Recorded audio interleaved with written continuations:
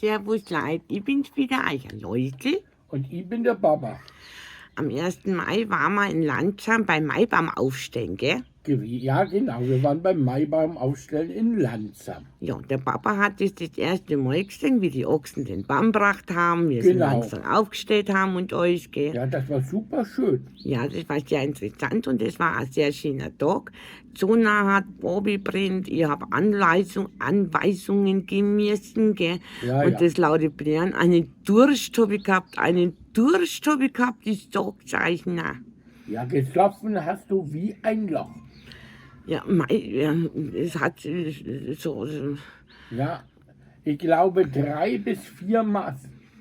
Und dann hast bei Ich weiß Fremden, nicht, bei manchen habe ich auch noch ein wenig mitgetrunken. genau, bei anderen hast du mitgetrunken und ich wurde von den Leuten angeblödelt.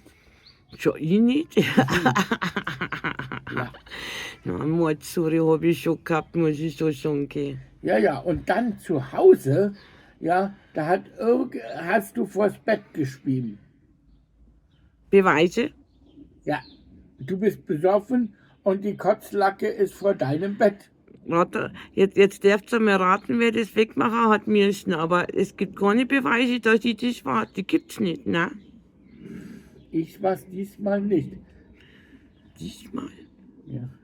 Ich habe diesmal nicht deine Kotze weggemacht. Nein, ich hab selber machen müssen. Aber dabei war ich gar nicht. Ich habe keine Beweise, dass die Lacke von mir war. Von wem denn sonst? Kann ja von einem meiner Brüder auch gewesen sein. Aber nur du warst besoffen und auf dem Maifest. Das ist aber noch kein Beweis nicht, gell? Aber naja, jetzt haben wir es ja schon erledigt, gell? Der Papa ist vorhin reingetreten. Ausgerutscht ist er auch noch. Also das war so widerlich. Ja, schon ein wenig. Also Leute, jetzt trinke ich hier meine Cola-Weizen. Ja, lass mich auch mal, weil mein Masti ist nämlich schon wieder leer. Das verdunst immer so schnell. Ja, ich weiß jetzt- auch nicht, wo das Jetzt hingeht. trink. Immer das gepanschte Zeug vom Papa, aber besser wie nichts, gell?